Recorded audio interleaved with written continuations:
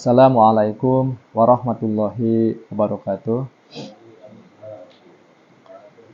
Innal hamdalillah nahmaduhu wa nasta'inuhu wa nastaghfiruh wa na'udzubillahi min shururi anfusina wa min sayyiati a'malina may yahdihillahu fala mudhillalah wa may yudhlil fala hadiyalah. Asyhadu an la ilaha illallah wa asyhadu anna Muhammadan abduhu wa rasuluhu alladzi la nabiyya ba'da. Allahumma sholli ala sayyidina Muhammadin wa ala alihi wa sahbihi ajmain, amma ba'd. Sebelumnya marilah kita memanjatkan puji syukur kehadirat Allah Subhanahu wa taala, di mana dengan sampai pagi hari ini Allah Subhanahu wa taala masih memberikan kekuatan kepada kita, memberikan kesehatan kepada kita, dan mudah-mudahan apa yang kita kerjakan semenjak bangun di pagi hari tadi, dengan kesempatan ini Allah Subhanahu wa taala mencatatnya sebagai amal soleh buat kita semuanya. Amin ya Allah ya rabbal alamin. Tak lupa sholawat serta salam semoga senantiasa tercurah limpahkan pada Habibana wa Nabiyana Muhammad sallallahu alaihi wasallam, pada keluarganya, para sahabatnya, para tabi'in, tabi'ut tabi'in, dan mudah-mudahan pada kita semua mendapatkan syafaat di yaumil akhir nanti. Jamaah subuh yang dirahmati oleh Allah Subhanahu wa taala, di dalam sebuah riwayat hadis yang disampaikan melalui Imam Al-Bukhari,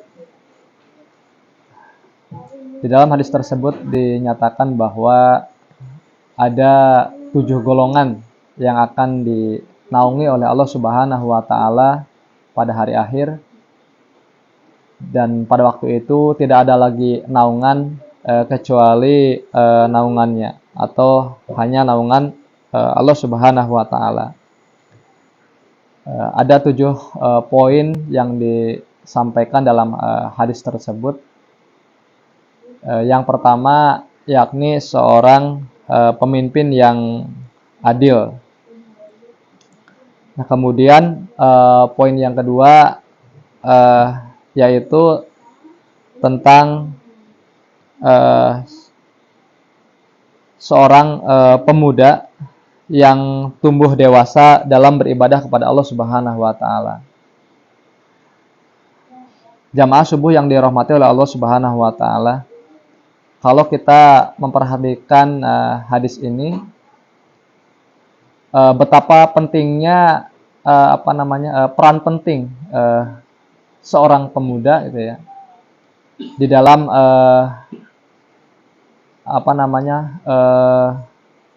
perjuangan Islam, di dalam dakwah Islam.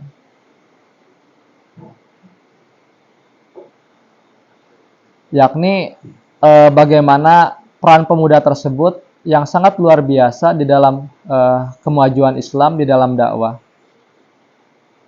Dalam suatu riwayat, tatkala waktu itu Madinah dikepung pasukan Ahzab atau pasukan koalisi pada waktu itu, di mana Madinah sebagai pusat dari peradaban Islam, dan pada waktu itu Rasulullah Shallallahu Alaihi Wasallam masih sebagai pemimpin di dalam kekuatan Islam.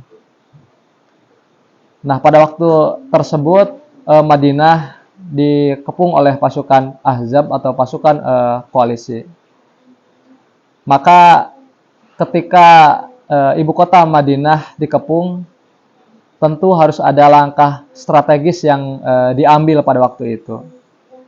Maka pada waktu itu Rasulullah Shallallahu Alaihi Wasallam meminta pendapat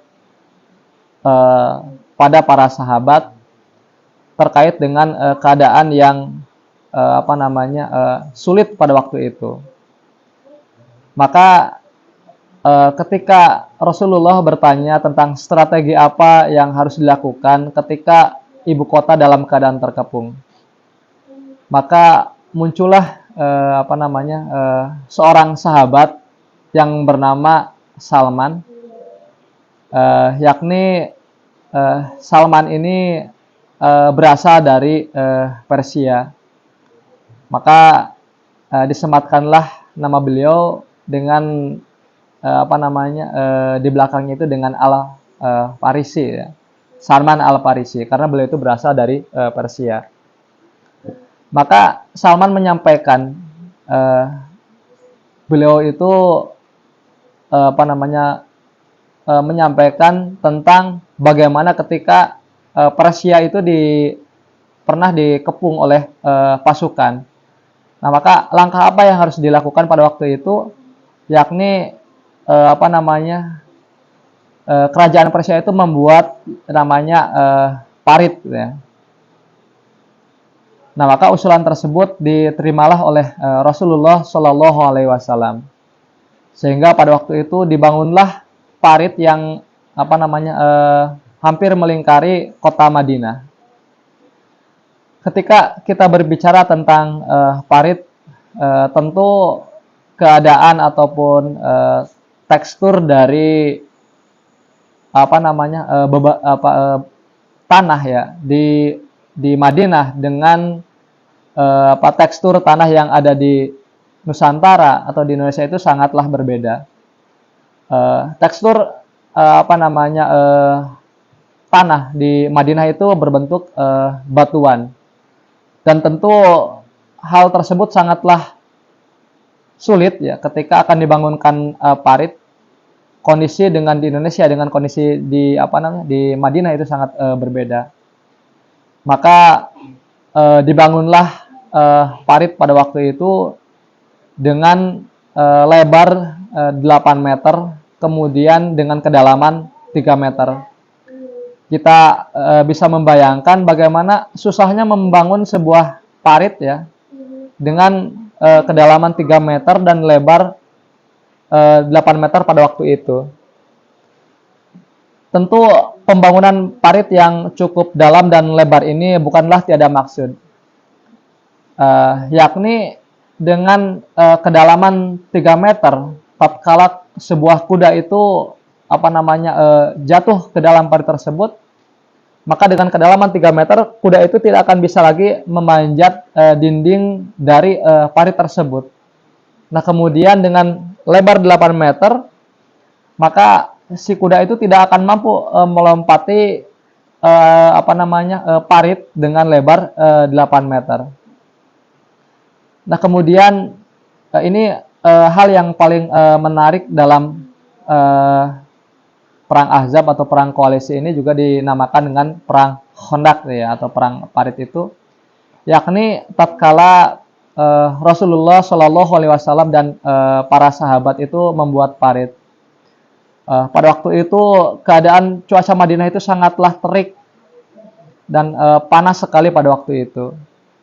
Dan kemudian ditambah dengan menggali parit dengan tekstur bebatuan yang sangatlah sulit. Tetapi mental dan kualitas dari para sahabat dan kaum muslimin pada waktu itu sangatlah luar biasa. Dengan gemblengan tarbiyah nabawiyah yang dilakukan oleh Rasulullah Shallallahu Alaihi Wasallam, membentuk sebuah karakter yang sangat luar biasa pada waktu itu. Nah, maka ketika cangkul diayunkan gitu kan, kemudian di tengah terik matahari, dan pada waktu itu pula kondisi makanan itu sangatlah sulit. Di dalam riwayat digambarkan bahwa makanan pada waktu itu yakni makan gandum, dan itu pun jumlahnya sangatlah terbatas. Pada waktu itu kaum muslimin itu makan hanya dengan menempelkan tangan ini ke dalam mencelupkannya ke dalam air. Nah, kemudian tangan yang basah ini kemudian diletakkan di atas gandum, lalu dijilatlah gandum tersebut dari permukaan tangan. Begitulah makan pada waktu tersebut. Jadi apa namanya? Ini menggambarkan bahwa makan yang sangatlah tidak sampai mengenyangkan perut pada waktu itu. Tetapi ada yang sangatlah menarik pada waktu tersebut, yakni ada seorang sahabat bertanya gitu kepada Rasulullah Shallallahu Alaihi Wasallam, ya Rasulullah, kota kota manakah yang akan pertama kali ditaklukkan? Apakah kota Roma ataukah kota Heraklius pada waktu itu? Ketika kita berbicara tentang kota Roma ataupun kota Heraklius ya atau Konstantinopel, pada saat itu di zaman Rasulullah itu merupakan dua imperium yang sangat besar, yakni mungkin kalau diibaratkan sekarang itu ibarat imperium Amerika dan Rusia ataukah China pada waktu itu. Maka dengan kondisi Madinah yang baru beberapa tahun mendirikan daulah Islam, tetapi mental para sahabat itu sudah sangat luar biasa, yakni menanyakan apakah kota Roma ataukah kota Konstantinopel yang akan pertama kali ditaklukkan. Mungkin kalau kita ibaratkan saat ini misalkan yang baru merdeka itu misalkan Timur Leste itu ya. Timur Leste yang negara yang masih kecil dan baru merdeka punya warga negara yang bertanya gitu kan. Apakah Amerika dulu ataukah China dulu yang akan kita taklukkan? Nah, ini kan sebuah pertanyaan yang sangat luar biasa gitu kan. Bagaimana mungkin seorang warga negara dengan negara yang masih kecil dan baru merdeka kok bermimpi akan menaklukkan Amerika ataukah Cina gitu kan. Nah, sehingga lontaran pertanyaan sahabat tersebut gitu kan, yakni dalam keadaan panas terik gitu kan. Kemudian dengan makanan yang sangat sedikit itu ditertawakanlah oleh orang-orang munafik dan orang-orang kafir Mekah pada waktu itu gitu. Ini sahabat Muhammad itu sudah gila gitu. Sudah kehilangan akal sehat gitu. Ini melawan pasukan Ahzab yang sangat besar aja, mereka itu apakah masih bisa bertahan hidup ataukah tidak? Dan dengan kondisi makanan seperti itu, kok bermimpi tentang bagaimana menaklukkan Konstantinopel gitu, ataukah kota Roma gitu. Nah, maka Rasulullah langsung menjawab pada waktu itu dengan sebuah hadis yang sangat masyhur gitu ya di kalangan umat Islam ya. Latuf tahan al Konstantinia wala nimal amiru amiruha wala nimal zais dalikal zais. Jadi akan ditaklukkanlah kota Konstantinopel gitu kan. Sebaik-baik pemimpin adalah pemimpin yang melakukan Konstantinopel, dan sebaik-baik pasukan atau jais gitu ya adalah pasukan yang menaklukkan Konstantinopel itu.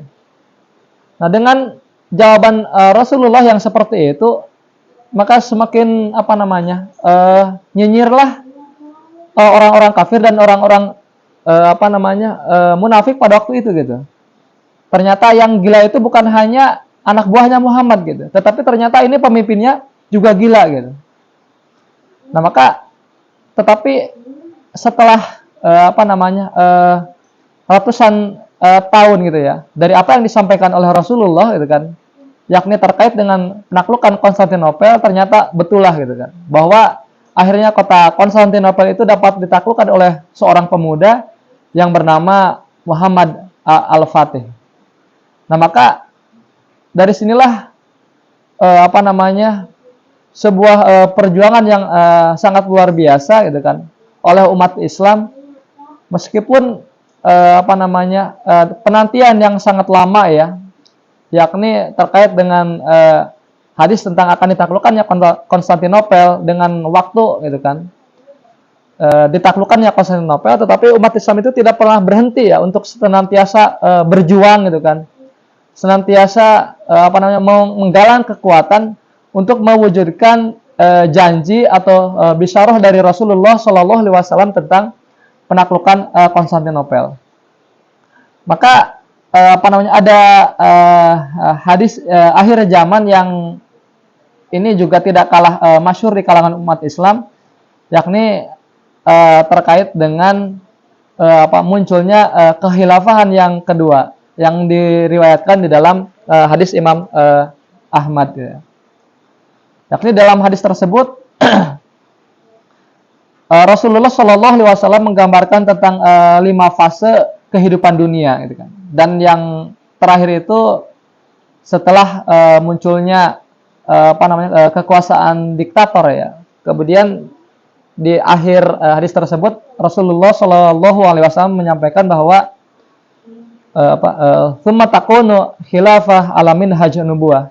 Jadi akan muncul kekhilafahan yang mengikuti manhaj kenabian.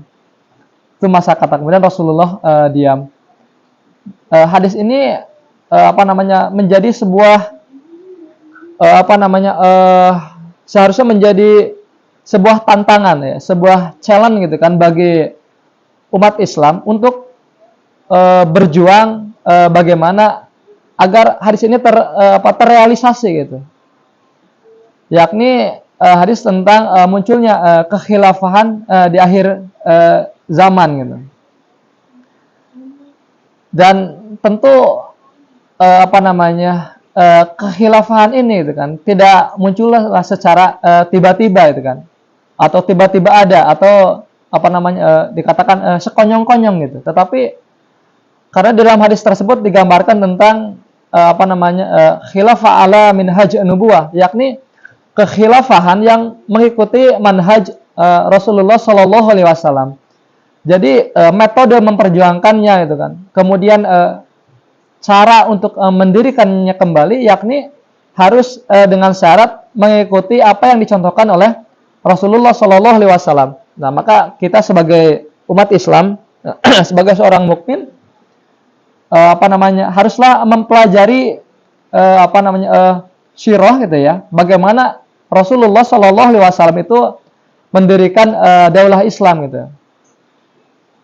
Dan inilah tantangan umat Islam ke depan, tantangan umat Islam di akhir zaman, yakni salah satunya tentang bagaimana kita mempelajari metode atau cara Rasulullah Shallallahu Alaihi Wasallam mendirikan daulah Islam. Jadi dari sini sangatlah jelas bahwa khilafah itu adalah ajaran Islam, gitu ya. Dan sangatlah naif atau bodoh sekali ketika bila ada umat Islam yang alergi dengan kata khilafah, karena dari sini saja kita sangatlah yakin bahwa khilafah itu adalah ajaran Islam. Nah, kemudian hadis selanjutnya yakni terkait dengan tadi, yakni penaklukan kota Roma, ya. Saat ini Roma itu menjadi ya masih menjadi pusat hegemoni kekuasaan Kristen, ya, untuk saat ini, gitu. Nah, maka saya kira hadis tersebut sangatlah berkaitan, yakni munculnya daulah Islam, kemudian nanti akan ditaklukkannya kota Roma. Dan inilah yang menjadi sebuah pandangan umat Islam saat ini, yang harusnya menjadi sebuah visi ke depan bagaimana agar hadis tersebut dapat terrealisasi. Maka dari itu seharusnya seorang pemuda, ya, tadi yang dikatakan oleh Rasulullah Shallallahu Alaihi Wasallam tentang akan diberikan naungan di hari kiamat, gitu ya, yakni salah satunya adalah pemuda yang senantiasa beribadah. Maka konteks beribadah itu bukan hanya seorang pemuda yang beribadah kepada Allah Subhanahu wa taala dalam hal ibadah sholat, gitu, zakat dan lain sebagainya. Tentu di sini ada ibadah dakwah di dalamnya. Nah, maka seorang pemuda yang di akhir zaman konsisten memperjuangkan Islam, kemudian juga dia itu konsisten mendakwahkan Islam, dan kemudian mengikuti jejak jalan perjuangan Rasulullah Shallallahu Alaihi Wasallam harus senantiasa terpaut dengan hadis tadi, yakni terkait dengan penaklukan kota Roma dan kemudian akan munculnya kekhilafahan di akhir zaman. Jamaah sholat subuh yang dirahmati oleh Allah Subhanahu Wa Taala, mungkin inilah yang dapat saya sampaikan di dalam kultum pada pagi hari ini. Mudah-mudahan kita semua mendapatkan ridho dari Allah Subhanahu Wa Taala. Itu yang dapat saya sampaikan. Kita tutup dengan membaca wabillahi taufiq wal hidayah. Wassalamualaikum warahmatullahi wabarakatuh.